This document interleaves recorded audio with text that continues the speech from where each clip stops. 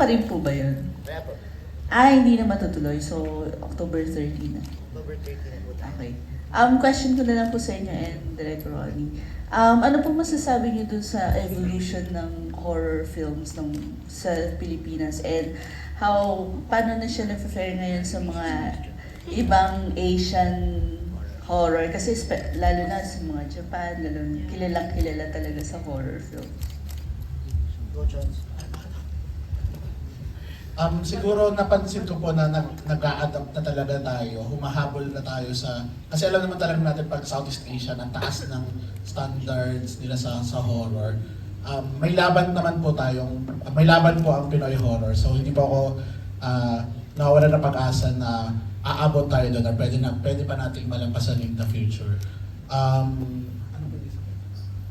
Yung evolution ng horror films sa Pilipinas. So yun po, lumalaban naman tayo, nag-evolve tayo, nag-a-adapt po tayo.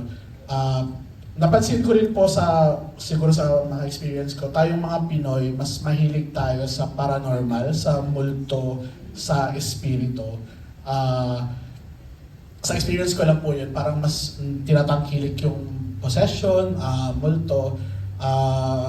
Siguro yung may opportunity pa tayo to develop sa mga aswang and kanto. Kasi marami pa tayong folklore creatures na hindi pa natin napapakita sa big screen. Sana yon mabigyan yun ng chance ng mga Pinoy na mapanood din nila. Kasi yung mga nag-hit din naman ng mga halimbawa Indonesian Thai, folk creatures po nila yung nag-hit doon. Marami tayo dito na sa tingin ko, hindi lang mas tinatangkil kasi mas kaluluwa-centric tayo, tayong mga Pilipino. So may malaking opportunity na mapakita natin yung mga kinatatakutan natin folk creatures dito sa Pilipinas. Tama sa kulturang popular, lagi natin pinag-uusapan na ang Pinoy ang hilig sa horror, di ba? Kung evolusyon na pag-uusapan, sumasabay naman talaga tayo. Nagkakataon lamang na siyempre magkakaiba ang taste ng mga audience at taste ng cinema goers. Lalo ngayon, no? Iba na rin ang mga kabataan ngayon, iba-iba na rin yung kinatatakutan nilang mga bagay, kagaya ng sobrang bumabang pelikula sa streaming platform kung saan man ito nagagaling. Pero siyempre, kung kompetisyon o paglaban, malakas tayo. Tama nga si Choni, no? Marami tayong kwento, no, na mas interesting sa kanila.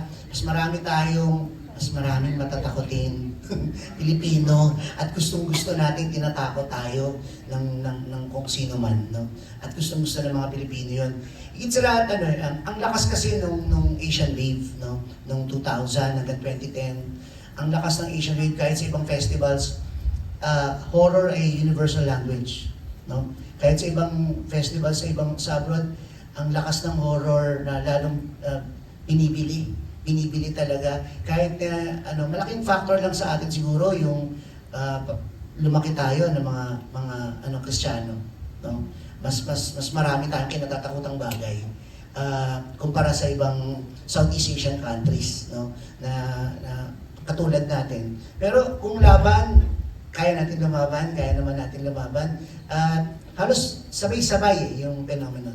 Halos pare-parehas naman tayo ng karanasan, no? Yun lang yung na-observe ko. Thank you. Last question. Doon sa mga nakaramdam, especially yung mga sa nanay tatay, may naramdaman, di ba?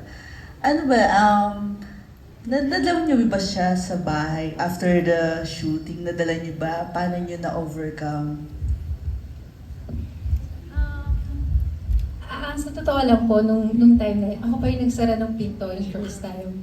So, nung first time, sabi ko, kasi nagkatingin na kami ni Heart, siya nagbukas. So, ang guys ko, sige, sarahan ko na lang, sasaraduhan ko na lang. So, sinarado ko. Pagka upo ko, like parang ilang minutes, gano'n, nag-open siya ulit. Ako po kasi yung tao na, hindi ako matatakotin, magugulatin ako. Yun, magugulatin ako. Pero nung nag-open siya, parang, ay, nagulat pa rin ako. Thank you po.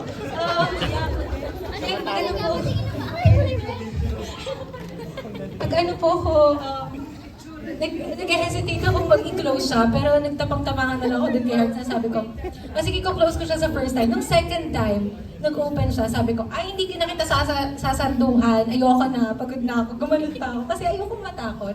Pero pag uwi ko naman sa bahay, like every time po, hindi na kasi ako new talaga sa horror.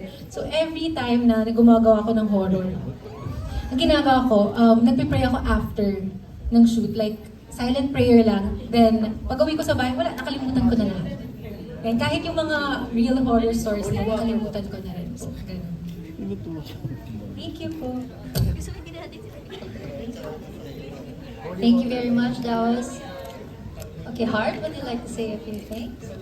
Ako naman po, wala naman akong ginagawa. As in, I just pray like what she said after the shoot, because I don't think about it at all.